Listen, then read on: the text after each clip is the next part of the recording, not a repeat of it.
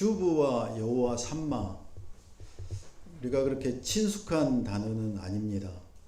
오늘 말씀을 통해서 슈브와 삼마 이 두 단어만 여러분의 마음과 생각에 박히고 또 우리의 마음을 찌르고 우리의 삶이 온통 슈브와 삼마로 변화되시길 축복합니다. 우리는 살면서 많은 생각과 절망 가운데 살아갑니다. 여러분이 지금까지 살아오면서 여러분 인생에 그 공사가 중단되어서 폐허처럼 되어진 그런 건물터를 상상하는 그런 마음이 드셨던 적 없으십니까? 지나가다 보면 건물을 짓다가 이렇게 공사가 중단된 그런 건물을 보면 마음이 짠하고 마음이 아프지 않습니까? 야심차게 2025년을 시작하고 우리 또 인생을 시작을 했지만 어느 순간에 멈춰버린 우리의 꿈, 우리의 야망, 우리의 소망들이 우리의 첫사랑을 잃어버린, 우리의 첫사랑이 식어져 버린 그런 마음을 갖는 앙상한 뼈대만 남아있는 그런 건축물과 같은 우리의 마음이 있지 않았습니까? 너무나 우리의 자존감이 무너져 버리고 내가 이렇게 살아가는 게 무슨 의미가 있을까? 그런 고통 속에 지내본 사람들만이 하나님의 존재를 알려고 하고 그 하나님을 인정하려고 합니다. 그런 절망적인 삶의 상황에서 우리는 이렇게 질문합니다. 하나님, 이제 정말 제 인생에 하나님이 전부이십니까? 하나님이 도대체 계시는 겁니까? 이런 폐허 속에서, 이런 절망 가운데서, 이런 고통 가운데서 제가 더 살아가야 될 이유가 있습니까? 제가 무엇을 더 할 수 있겠습니까?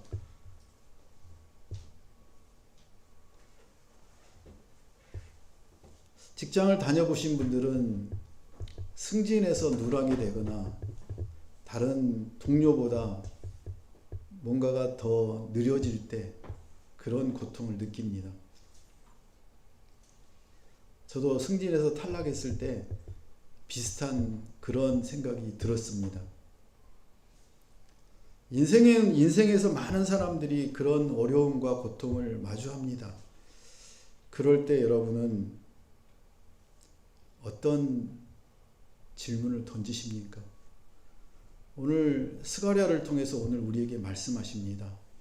하나님, 우리 민족이 이제 포로로 잡혀가고 우리가 살던 예루살렘과 이스라엘은 폐허로 완전히 변해버렸는데 그 시간이 70년이 지났는데 도대체 하나님은 계신 겁니까? 라고 그들은 울부짖습니다. 그럴 때 하나님은 고레스를 통해서 738년에 놀라운 선포를 하십니다. 너희가 돌아가서 너의 고향으로 돌아가서 너의 성전과 너의 예루살렘을 다시 건축하라고 그런 고레스 칙령을 발표합니다. 얼마나 기뻤을까요? 얼마나 감사했을까요? 그런데 그 민족이 포로로 잡혀간 민족이 그 이스라엘 사람들이 다 환영하면서 돌아갔을까요? 1차 때 5만여 명밖에 돌아가지 않았습니다. 나머지는 뭡니까? 그들이 정말 기도했을까요? 그들이 고향에 돌아가기를 원했을까요? 그 성전이 다시 건축되기를 기대했을까요? 기대하고 그렇게 기도했지만 1년이 지나고 10년이 지나고 50년이 지나고 한 세대가 바뀌어버리고 그들은 자포자기하고 그 절망 속에서 탄식하며 하나님께 부르짖는 걸로 끝나버리지 않았을까요? 그곳에 새로운 집을 짓고 새로운 가정을 만들고 새로운 돈벌이를 만들어서 이제 먹고 살만한데 왜 돌아가라고 하냐고 그렇게 말하는 사람들이 있지 않았을까요? 그 터전을 버리고 다시 돌아간다는 것은 맨주먹으로 다시 시작해야 된다는 그런 의미잖아요. 돌아갈까요? 5만여 명밖에 돌아가지 않았습니다. 그들은 돌아와서 그 1차 포로 귀환 때 돌아온 사람 중에 한 사람이 바로 스가랴입니다. 스가랴는 그 당시에 20대 청년이라고 합니다. 20대 청년이면 이미 그 예루살렘이 멸망한 지 50년이 지난 후에 태어난 그런 청년이잖아요. 고향에 대한 그런 기억도 없잖아요. 그런 스가랴를 하나님이 만나 주십니다. 하나님이 만나 주셔서 그 백성들을 향해서 얘기합니다. 2절, 3절, 4절 같이 읽겠습니다. 여호와가 너희 조상들에게 크게 분노했다. 그러므로 너는 그들에게 말하여라. 만군의 여호와께서 말씀하신다. 너희는 내게로 돌아오라. 만군의 여호와의 말이다. 그러면 내가 너에게로 돌아갈 것이다. 만군의 여호와의 말이다. 너희는 너의 조상들을 본받지 마라. 옛적 예언자들이 그들에게 외쳐 말하기를 만군의 여호와께서 말씀하신다. 너희는 너의 악한 길과 너의 악한 행동들에서 돌아서라 하였으나 그들은 듣지도 않았고 내게 귀 기울이지도 않았다. 여호와의 말이다. 아멘. 여호와의 말이다. 여호와의 말이다. 여호와 만군의 말이다. 지금 스가랴에게 하나님이 말씀하십니다. 학개 선지자에게 얘기한 2년 후에 동일하게 스가랴에게 하나님이 말씀하십니다. 백발이 하얀 그 포로로 잡혀가서 그렇게 70년을 살다가 돌아온 학개 선지자에게 얘기했던 것과 똑같이 그 학개 선지자는 고향에 대한 그리움과 애타는 마음으로 그렇게 70년을 기다리고 하나님의 말씀을 듣지만 이 20대 청년의 스가랴의 머릿속에는 고향에 대한 그리움이나 고향에 대한 것도 모르고 있었을 겁니다. 단지 부모님을 통해서 제사장이었던 그 부모님을 통해서 그렇게 건네들었던 그 고향에 대한 향수와 하나님에 대한 얘기로 겨우겨우 믿음을 근근히 유지했던 스가랴였을 겁니다. 그 스가랴에게 하나님이 오셔서 말씀하십니다. 여호와가 너희 조상들에게 크게 분노했다. 우리는 하나님을 믿는다고 하지만 하나님을 나의 주인으로 인정한다고 하지만 우리의 삶을 보면 우리의 생각을 보면 과연 정말 저 사람이 하나님이 주인인가? 하나님을 정말 믿는 것인가? 라는 질문을 할 수밖에 없습니다. 그 백성들은 이제 고레스의 칙령에 따라서 고향으로 돌아와서 지금 이제 하나님의 성전과 그 성을 다시 재건하려고 시작을 했습니다. 그런데 생각하지도 못하게 그곳에 살았던 사마리아 사람들이 그것을 방해합니다. 그리고 사마리아 사람들만 방해하는 게 아니라 지금 포로 생활 70년 동안 살아왔던 그런 노예 생활 아닙니까? 그런 생활에서 돌아와서 성전을 건축하려고 보니까 가진 게 없잖아요. 할 수 있는 게 없는 거예요. 환경이 너무 열악한 거예요. 아니 하나님의 성전을 왜 먼저 짓지? 차라리 우리 집이나 먼저 짓고 내가 편하게 사는 게 더 좋지 않아? 라고 하는 사람들이 얼마나 많았을까요?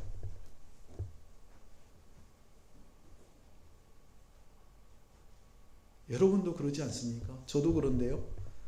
우리 집을 잘 청소하고 잘 가꾸고 깨끗하게 하고 더 빛나게 하려고 하지, 교회를 열심히 청소하고 교회에 뭐가 부족하지, 뭐가 더 있어야 되지, 어떻게 해야 되지, 비가, 소나기가, 태풍이 불면 교회는 괜찮나? 창문은 다 닫았나? 그런 생각보다 우리 집에 뭐 저거 창문 안 닫았는데 어디가 날아갈 것 같은데, 그 생각이 앞서지 않나요? 이 상황도 마찬가지였습니다. 그들의 삶은, 그들의 척박한 현실은 그 성전을 건축하는데 너무나 어려웠습니다. 엎친 데 덮친 격으로 페르시아가 그 간사한 이간질꾼들 때문에 공사를 중단하게 합니다. 그래서 무려 몇 년이나 공사가 중단이 됐느냐 하면 16년이나 공사가 중단이 됩니다. 이런 눈에 보이는 것은 폐허 덩어리밖에 없고, 공사도 중단되고, 우리의 삶의 터전도 완전히 깡그리채 무너져 있고, 그런 상황 속에서 절망의 한복판에서 스가랴에게 하나님이 찾아오십니다. 여러분의 고통 가운데, 여러분의 절망 가운데 하나님이 찾아오십니다. 우리가 잘 되고 뭔가 잘 이루어지는 것 같을 때 하나님은 여러분을 찾아가지 않습니다. 스가랴에게 찾아오신 하나님이 이 좌절된 상황 속에서 하나님이 뭐라고 하시느냐 하면, 너희가 성전을 건축하라라고 말씀하십니다. 그런데 이 성전을 건축하라고 하는 게 단순한 노동의 명령입니까? 너희가 노동해서 성전을 멋지게 만들려고 하는 그런 의미가 아니지 않습니까? 하나님은 3절에 이렇게 얘기합니다. 너희는 내게로 돌아오라. 너희는 내게로 돌아오라. 근데 3절에 잘 보십시오. 만군의 여호와께서 말씀하신다. 그리고 너희는 내게로 돌아오라. 그리고 또 뭐라고 하십니까? 여호와의 말이다. 너희는 내게로 돌아갈 것이다. 만군의 여호와의 말이다. 한 절 안에 여호와, 만군의 여호와라고 하는 말이 3번이나 반복이 됩니다. 하나님의 그 애절한 열정과 사랑과 그 놀라운 하나님의 마음이, 뜻이 이 3절 안에 꽂혀 있지 않습니까? 그 키워드가 뭡니까? 내게로 돌아오라. 누구에게로? 하나님께로, 주께로 돌아오라. 아니, 그들이 예루살렘으로 돌아갔잖아요. 예루살렘으로 돌아간 그 육체는, 그 몸은 돌아갔는데, 돌아가서 그들의 마음은 지금 어디 있다는 겁니까? 하나님께 있는 게 아니라, 주님께 있는 게 아니라 자신들의 삶에, 자신들의 눈에 보이는 생활에 있다는 거 아닙니까? 우리도 체크해 봐야 됩니다. 우리가 예배를 드리고 있지만 우리의 마음은 지금 어디에 있는가? 내게로 돌아오라. 히브리어로 주께 돌아오라. 슈브입니다. 슈브. 오늘 이 단어를 기억하십시오. 내게로 돌아오라. 슈브. 이런 정도의 단어는 우리가 평생 잊지 말고 외워둘 필요가 있는 것 같아요. 슈브. 내게로 돌아오라. 스가랴 1장 3절에 있는 슈브. 하나님께로 돌아가겠습니다. 내 육체뿐만 아니라 내 마음과 모든 삶이 다 주께로 돌아가겠습니다. 하나님은 오늘도 얘기합니다. 너희가 무너진 성전 건물이 아니라 나와의 관계를 너희가 회복하라라고 하는 말씀입니다. 슈브, 내게로 돌아오라. 나와의 관계를 회복하지 않겠니? 하나님은 오늘도 크게 분노하십니다. 책망하며 그렇게 분노하신 이유가 무엇입니까? 슈브, 내게 돌아오라. 너의 마음과 너의 마음의 중심과 삶의 주권을 다 내게 맡기지 않겠니? 우리의 생각과 우리의 뜻이 너무나 강합니다. 우리의 생각과 우리의 뜻을 꺾지 않습니다. 우리는 꺾을 수가 없습니다. 그게 인간입니다. 성도입니다. 그러면 하나님은 오늘 우리에게 말씀하십니다. 주부가 아니고요. 슈브. 기억하기 좋죠. 슈브가 생각이 안 날 때는 물에 둥둥 뜨는 주부, 우리를 살리는, 물속에서 우리를 살리는 주부와 같은 슈브. 하나님은 오늘 우리에게 말씀하십니다. 너희의 마음의 중심과 너희의 모든 주권을, 삶의 주권을 나에게 맡기지 않겠니? 여러분 한번 생각해 보십시오. 지금 여러분의 마음의 중심이 어디에 있습니까? 여러분의 삶의 주권이 누구에게 있습니까? 여러분에게 있지 않습니까? 그러니 내가 원하는 삶을, 내가 원하는 삶의 방향대로 살아가려고 하는 게 우리의 세상 사람들의 방법 아닙니까? 하나님이 아무리 불러도 내게로 돌아오라고 슈브하셔도 우리는 노 슈브하지 않습니까? 왜냐하면 내가 몸은 예배 드리는 것처럼 형식적으로 드릴 수 있지만 너의 마음과 너의 모든 주권을 다 나에게 집중할 수 없다라고 우리는, 우리의 몸이, 우리의 삶이 그렇게 보이지 않습니까? 그런데 하나님은 놀랍게 우리에게 약속하십니다. 뭐라고 얘기하십니까? 너희는 내게로 돌아오라. 그러면 내가 너희를 어떻게 하겠다고? 살리시겠다고. 하나님은 끊임없이 우리에게 말씀하십니다. 3절을 다시 보면 너희는 내게로 돌아오라. 만군의 여호와의 말이다. 그러면 내가 너희에게로 돌아갈 것이다. 오해하지 마십시오. 하나님이 얘기하십니다. 내게로 돌아오라. 그러면 내가 너에게로 돌아갈 것이다 라는 이 문구 한국말에 여러분이 잘못 이해할 수 있습니다. 무엇입니까? 하나님은 우리가 하나님께로 돌아가지 않으면 하나님은 우리에게 돌아오지 않는다는 얘기가 아닙니다. 다시 얘기하면 하나님은 말씀하십니다. 내게로 돌아오라. 나는 이미 수천 년 전부터, 너가 태어나기도 전부터, 만들어지기도 전부터 너를 계획했고 너가 돌아오기를 간절히 기다리고 있단다 라고 말씀하세요. 그러면 무엇입니까? 여러분이 돌아오기로 결정한 순간 이미 하나님은 여러분을 받으시고 여러분을 기다리고 계신다는 의미 아닙니까? 하나님은 그런 분이십니다. 간절히 여러분을 기다리고 계시는 분이십니다. 그러기에 탕자가 그렇게 아버지의 유산을 받아서 가서 탕진하고 그리고 먹을 게 없어서 돼지 쥐염 열매를 먹고 돼지 밥을 먹고 그렇게 살다가 언뜻 생각나는 게 무엇입니까? 아버지께로 가면 그래도 뭔가 떨어지는 국물이라도 있지 않을까? 먹고는 살지 않을까? 그런 생각이 들어서 그 모든 창피와 모든 쪽팔림을 내려놓고 어떻게 합니까? 아버지께로 돌아가는 순간 이미 아버지는 그 탕자를 간절하게 기다리고 있지 않았습니까? 버선발을 신고 신도 신지 않고 쫓아나가서 그 탕자를 맞이하며 내 아들아 잘 왔다. 잔치를 벌이며 내 작은 아들이 돌아왔습니다. 그렇게 반가워하며 외치는 아버지의 마음, 그게 바로 하나님의 마음 아닙니까? 하나님은 말씀하십니다. 이제 돌아오라. 슈브. 내가 너를 간절히 기다리고 있다. 우리는 얘기합니다.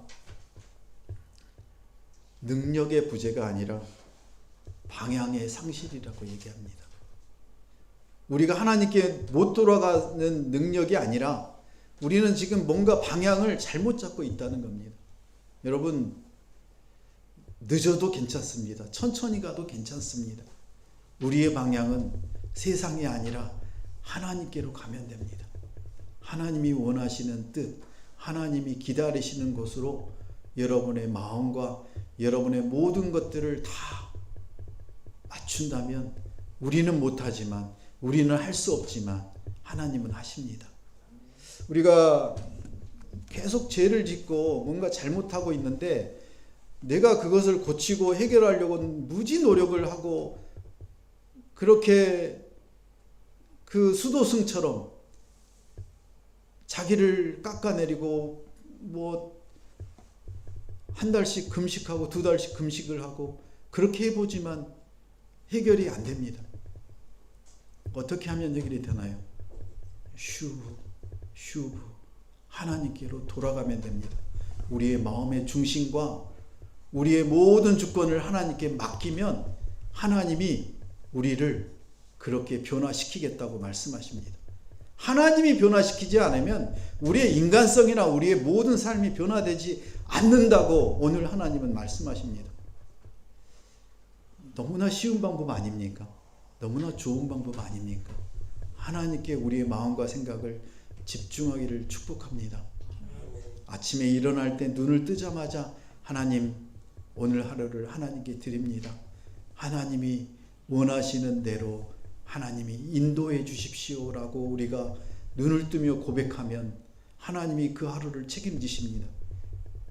그 역경과 그 시기와 질투와 우리를 정말 화나게 하는 많은 사건으로부터 우리를 지켜주시고 보호하시겠다고 오늘도 말씀하십니다.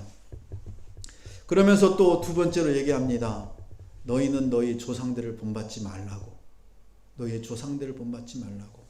그 조상들이 어떤 조상입니까?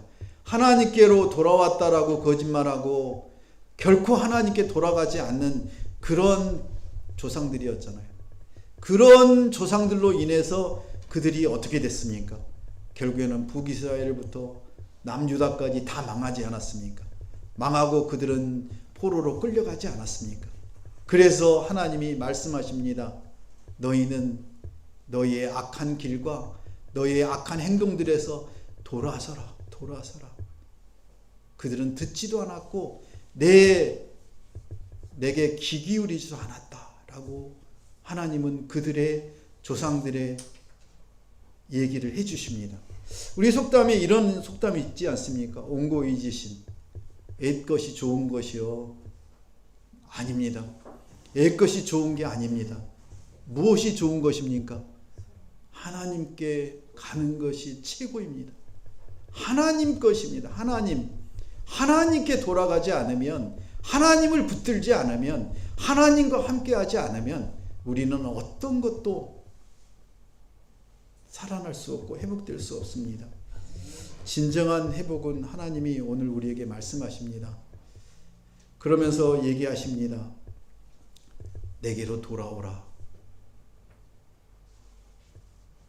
그러면은 돌아오지 않으면 너희는 다 죽을 것이다 라고 경고하시는 겁니까?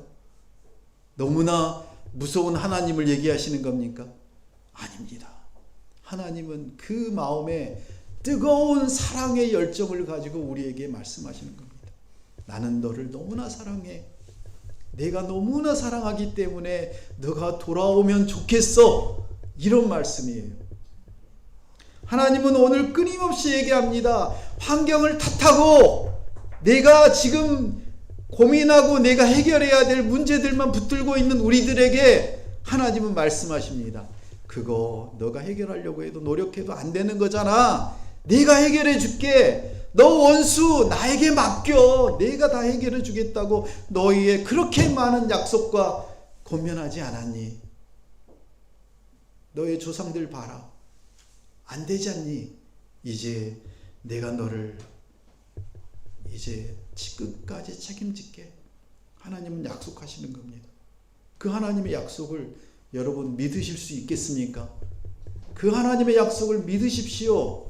하나님께만 마음을 두고 우리의 영적 상태가 우리가 변화시킬 수 없음을 고백하고 하나님이 변화시켜 주십시오.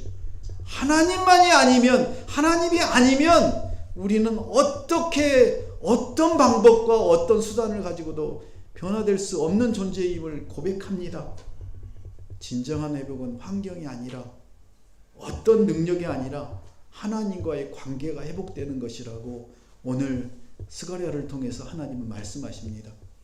그 하나님을 만나시고 이제 여러분이 문제에 집중하지 마시고 아침에 일어나시면 문제가 먼저 떠오르잖아요. 오늘 이거 해야지, 이거 안 하면 안 되는데 라고 생각하지 마시고 그 문제를 머릿속에서 지우시고 도리어 어떻게 하라고요?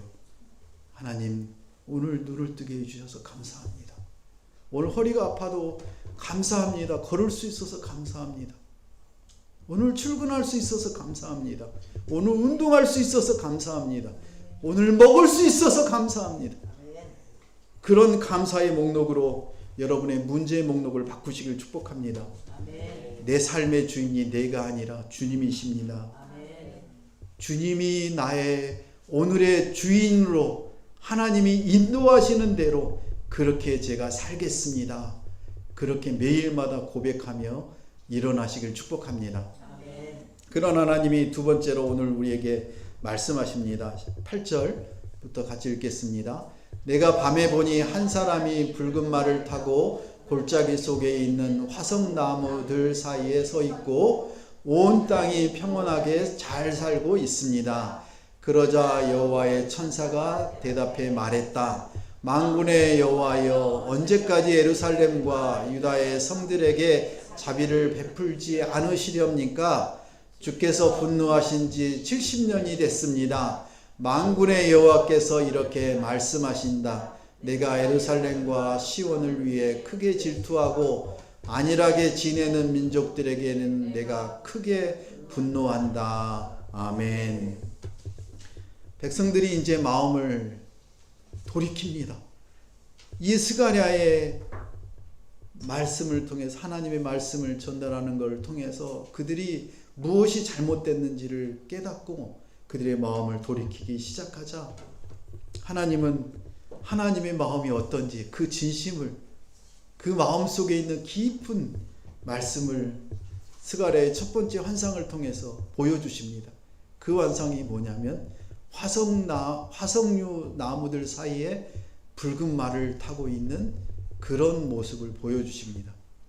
저 화석류 나무가 이제 어떤 나무냐면 상록수와 같이 작은 나무라고 합니다. 작은 나무고 그 화석류 나무는 온갖 풍파와 사막과 그 고통 속에서 그 열악한 환경 속에서도 죽을 듯 하면서도 죽지 않는 그런 질긴 그런 나무라고 합니다. 어디랑 연상이 되지 않습니까?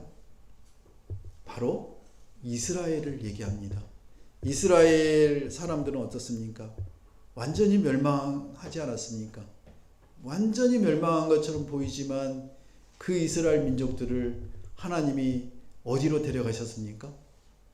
바벨론으로, 페르시아로 이렇게 데려가지 않았습니까? 그곳에 데려가셔서 하나님은 완전히 멸절한 게 아니라 그 남은 자들을 두시고 하나님은 그들이 이제 다시 회복될 날을 그들이 돌아오기를 기다리고 계셨습니다. 그리고 이제 스가랴를 통해서 환상을 보여줍니다. 이 환상의 배경이 어디라고 지금 나와 있습니까? 8절에 보니까 내가 밤에 보니, 스가랴가 밤에 보니 한 사람이 붉은 말을 타고 골짜기 속에 있는데, 골짜기 사이에 있고 밤에 있고, 그리고 또 한 가지가 뭡니까? 화석류 나무 사이에 있다라고 합니다. 너무나 침울한 배경 아닙니까? 밤이고 그 다음에 골짜기 사이고 화석류 나무들 사이에 있는 당시 이스라엘의 영적 상태를 보여주는 그런 배경입니다. 밤이고 어떤 밤입니까? 소망이 전혀 없지 않습니까?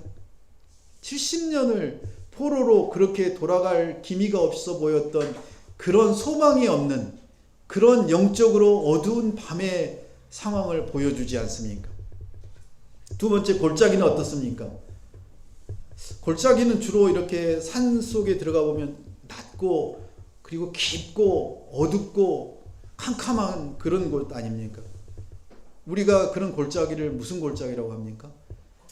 아골골짝? 절망의 골짜기라고 합니다. 절망의 골짝. 그런 절망 가운데 있는 골짝, 아무런 소망이 없는 그런 어두운 밤. 그리고 화석류는 어떻습니까? 짓밟혀도 결코 죽지 않는 그런 나무가 바로 화석류 나무라고 합니다.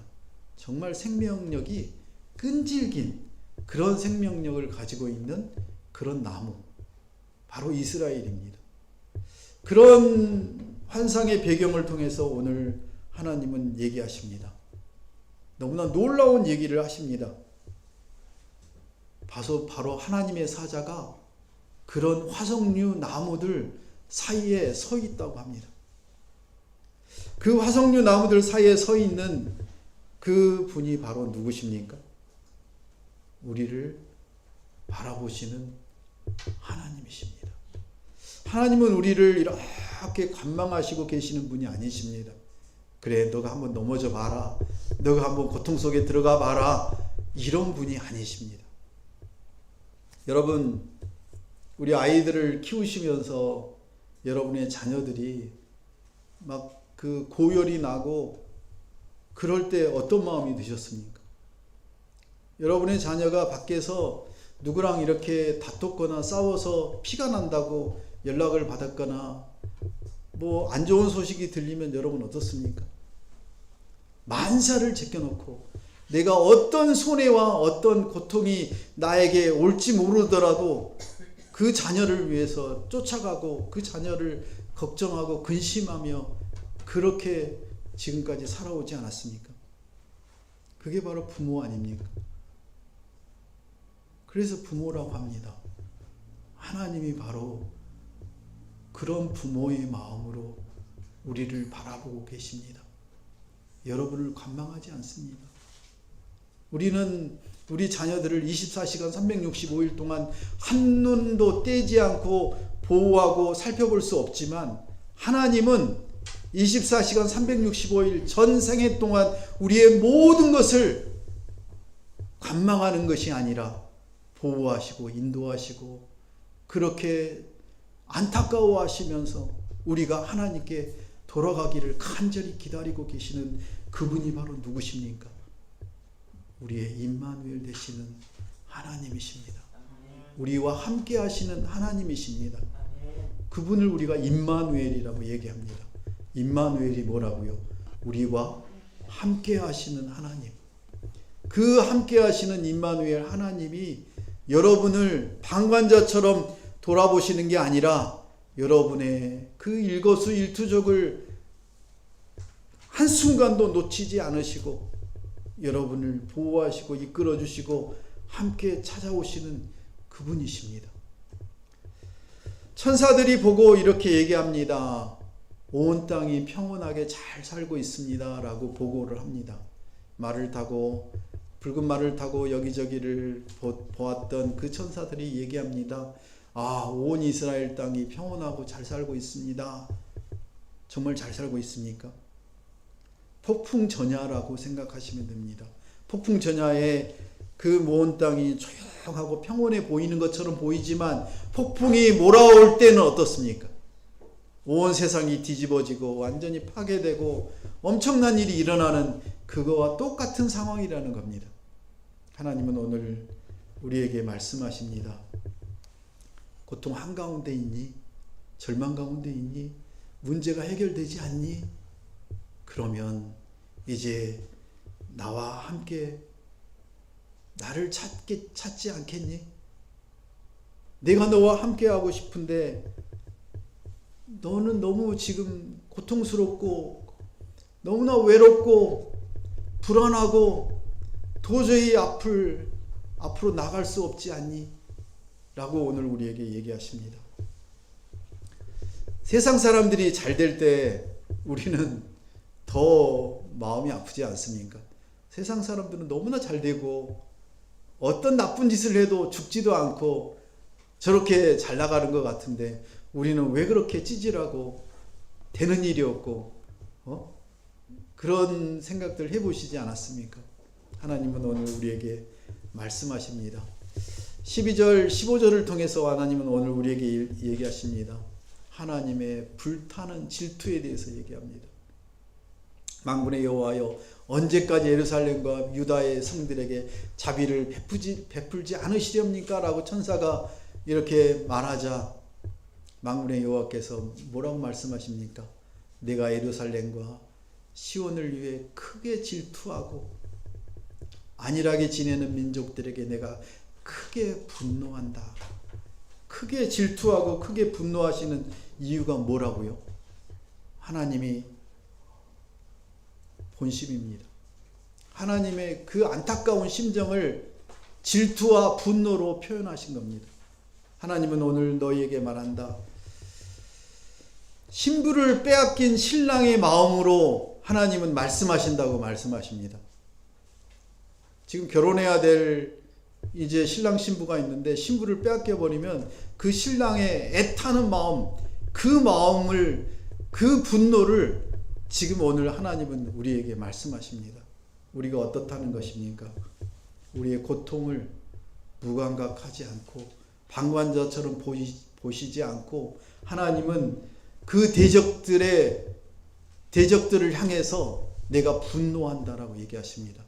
아니, 너희가 바벨론과 페르시아가 내 백성을 단지 좀 포로로 잡아가서 거기서 고통을 느끼고 하나님이 필요하다는 것을 알 정도만 해주면 될지 왜 그들을 그렇게 고통 속에 죽이고 다 멸망시키고 있냐라고 하나님은 그들을 향해 분노하시면서 외치시는 겁니다. 내 백성은 내가 책임진다라고. 그래서 하나님은 어떻게 하십니까?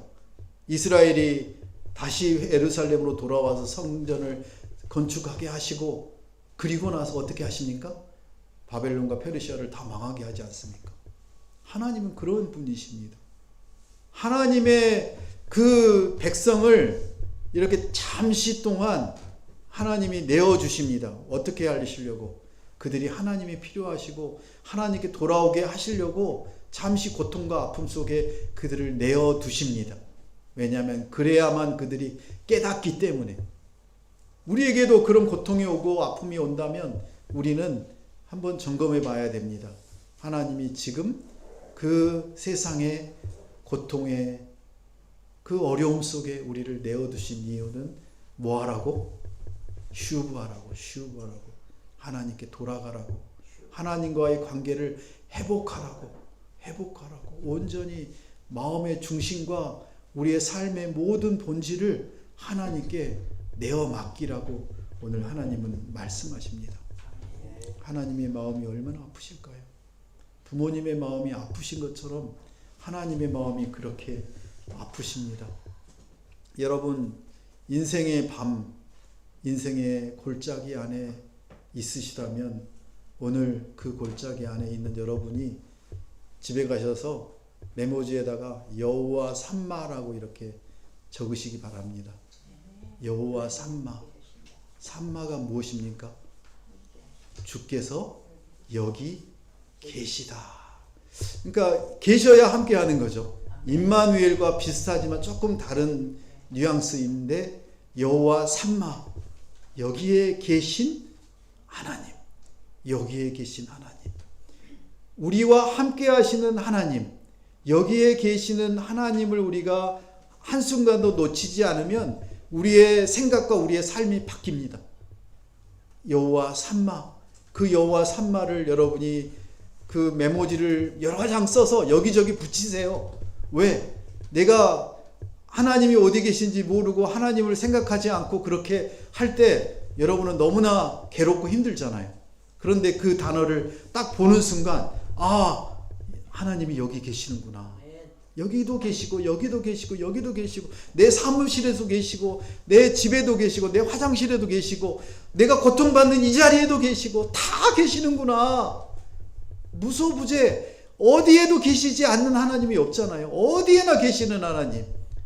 그런 하나님을 우리가 잊어버릴까 봐서 하나님이 오늘 말씀하십니다.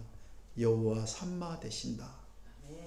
그 삼마 되시는 여호와 하나님을 여러분이 한순간도 잊지 말고 기억하시길 축복합니다. 믿음은 결국에는 기억입니다. 기억하는 겁니다. 누구를? 여호와께서 여기 계시다는 것을 기억하는 것이 여러분이 되시길 축복합니다. 마지막으로 18절부터 21절까지 읽겠습니다. 내가 눈을 들어보니 내게 뿔이 있었다. 내가 내게 말하는 그 천사에게 물었다. 이것들이 무엇입니까? 그가 내게 대답했다. 이것들은 유다와 이스라엘과 예루살렘을 흩어버린 뿔들이다. 그때 여호와께서 내게 4명의 대장장이를 보여주셨다. 내가 물었다. 이 사람들이 무엇을 하러 왔습니까? 그가 대답했다. 이 대장장이들이 와서 그들을 두렵게 하고 그 민족들의 뿔들을 던져버리려는 것입니다. 아멘. 여러분을 짓누르는 것들이 무엇입니까? 이때 당시에 그 뿔이라고 하는 것은 고대 근동의 힘과 권세, 교만을 상징하는 게 뿔이라고 합니다. 힘과 권세. 그러니까 뿔이라고 하는 것을 통해서 이제 자기들의 권세와 힘이 얼마나 있는지를 그들은 보여주지 않았습니까? 그래서 하나님도 그들이 가장 잘 이해할 수 있는 뿔을 가지고 설명하십니다. 그런데 몇 개 뿔이 있느냐면 두 번째 환상인데 그 두 번째 환상에서 4개의 뿔이 나타납니다. 이제 뭐 4개라고 하는 게 정확한 의미는 아니겠지만 어쨌든 그 당시에 4개가 생각나는 것들이 무엇입니까? 아수르, 바벨론, 페르시아, 헬라 뭐 이런 강대국들이 4개의 뿔이라고 생각하시면 됩니다. 그런 강력한 군주와 세계를 제패하는 그런 나라를 통해서 어떻게 했습니까? 이스라엘을 완전히 패망 직전에까지 가게 하시지 않았습니까? 그렇게 하신 이유가 무엇입니까? 하나님이 그들을 너무 사랑하셔서 그들이 휴부하기 위해서 그들이 돌아오게 하시기 위해서 그들에게 잠시 동안 내어주신 거지 완전히 그들을 버린 게 아니라는 겁니다. 하나님은 우리를 버리지 않으십니다. 결코 우리를 떠나지 않으십니다. 우리가 돌아오기를 간절히 기다리시는 분이 바로 하나님이십니다. 그 하나님이 오늘 우리에게 말씀하십니다. 그런 4개의 뿔을 내가 두었는데 그 4개의 뿔을 대항해서 4명의 대장장이를 너에게 보내겠다고. 그러면은 이 4명의 대장장이들이 무엇을 하러 왔습니까? 라고 물었더니 그 대장장이들이 와서 그들을 두렵게 하고 그들이 무엇입니까? 4개의 뿔, 4개의 강성한 그 국가들 그들을 두렵게 하고 그 민족들의 뿔들을 어떻게 하겠다고요? 던져버리고 그들을 멸망시켜버리고 그들을 완전히 패망시켜버려서 하나님이 살아계시고 하나님이 우리와 함께 하시겠다는 그 놀라운 사실을 이 두 번째 환상을 통해서 우리에게 보여주십니다. 하나님은 그런 분이세요.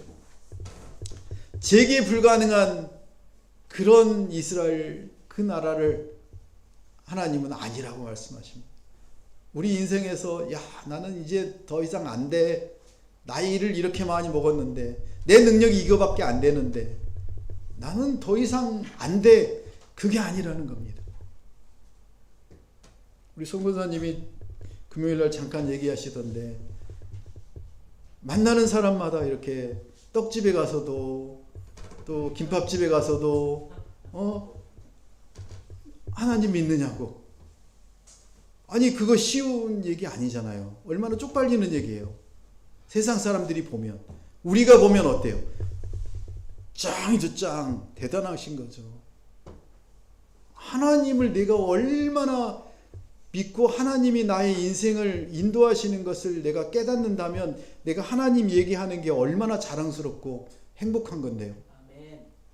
그러니까 여러분 주보를 나눠주시고 그리고 링크를 보내주시고 그리고 우리 넥소트월 찬양과 설교가 이 국보급이잖아요. 나눠주세요. 나눠주세요. 청년들이 보고 구름대처럼 모여서 하나님을 찬양하고 그들의 삶이 변화되는 그런 꿈과 환상을 보고 소망을 보고 우리가 나가야 되지 않겠습니까? 아멘. 우리의 절망의 해결책은 바로 4명의 대장장이입니다. 그 4명의 대장장이를 통해서 하나님은 우리에게 나는 대안을 언제나 가지고 있어. 새를 완전히 다루고 무기를 만들기 위해서 어떻게 합니까? 그 새를 녹이지 않습니까? 그 새가 녹으려면 몇 도가 돼야 되는 줄 아세요? 100도, 200도도 아니에요. 2000도, 3000도가 돼야 그 새가 녹아요. 그런 새를 녹여서 새로운 낫도 만들고 칼도 만들고 호미도 만들고 삽도 만들고 괭이도 만드는 그런 대장장이를 준비하셔서 완전히 4개의 뿔을 강력하게 무너지게 하고 패망하게 하시겠다고 하나님이 오늘 우리에게 약속하십니다. 악을 심판하고 백성을 우리를 구원하시겠다는 이 하나님의 놀라운 계획을, 그 사랑을 기억하시길 축복합니다. 여러분의 뿔은 무엇입니까? 우리 청년들은 성공이죠. 내가 원하는 대학원 가서 내가 성공하는 거죠. 적어보세요. 나의 뿔은 무엇인가? 아니면 돈입니까? 돈이 여러분의 뿔입니까? 여러분이 도저히 헤어나올 수 없는 쇼츠입니까? 유튜브 쇼츠? 아니면 드라마입니까? 아니면 무엇입니까? 어떤 운동입니까? 여러분 적어보십시오. 매일마다 적고 거기에 하나님께 맡기십시오. 하나님, 이거는 제가 여기서 헤어나올 수 없습니다. 하나님이 해결해 주세요. 하나님께 맡깁니다. 하나님께 위임합니다. 하나님만이 해결책이십니다. 그렇게 나아갈 때 하나님이 그래, 내가 해결해 줄게. 너는 안 되지만 나는 할 수 있지 않니? 그 하나님을 온전히 믿고 나아가시길 축복합니다. 오늘 3가지로 하나님은 오늘 우리에게 얘기하십니다. 폐허를 보지 말고, 예루살렘의 그 완전히 멸망한 성전과 예루살렘 성을 보지 말고, 여러분의 그 문제를 보지 말고 하나님께 돌아오라고. 나와의 관계가 최우선이라고. 2번째는 무엇입니까? 내 고통 한가운데 함께 서 있으면 너를 향한 불타는 사랑으로 반드시 너를 회복해 줄 것이라고. 여호와 삼마, 슈브, 내게 돌아오라. 나는 거기에 있다. 여호와 삼마. 그리고 마지막으로 무엇입니까? 너를 짓누르는 어떤 세력도 4명의 대장장이를 통해서 너를 내가 완전히 부셔버릴 거다. 너의 원수와 너의 문제와 너의 모든 것을 나에게 맡기라. 하나님은 오늘 그렇게 말씀하십니다. 그렇게 슈브와 여호와 삼마와 여러분의 모든 문제를 다 하나님께 맡기고 해결받는 하나님의 자녀 되시길 예수님의 이름으로 축복합니다. 함께 기도하겠습니다. 우리의 절망적인 현실이라는 땅 위에 소망의 설계도를 그리시는 하나님의 초대의 믿음으로 응답하길 원하십니다. 하나님은 오늘 우리를 통해서 하나님의 일을 이루시겠다고 말씀하십니다. 우리의 폐허를 보지 말고 하나님께 돌아오라고, 너와 나와의 관계가 가장 우선이라고 말씀하십니다. 고통의 골짜기 가운데 함께 서 계시는 여호와 삼마 하나님이 오늘 우리에게 말씀하십니다. 너를 향한 불타는 사랑으로 반드시 너를 회복할 것이다 라고. 너를 짓누르는 그 어떤 세상의 세력도 하나님의 능력 앞에서는 부서져 나갈 것이다. 내가 너의 대장장이다 라고 하나님은 오늘 우리를 초청하십니다. 하나님 우리를 기억해 주시길 원합니다. 그 하나님만을 붙들고 하나님만을 의지하며 하나님께 돌아가겠습니다. 우리와 함께 하시는 여호와 삼마의 하나님, 그 하나님과 이 한 주간도 살아낼 수 있도록 하나님 인도해 주시길 간절히 원합니다. 예수님의 이름으로 기도합니다.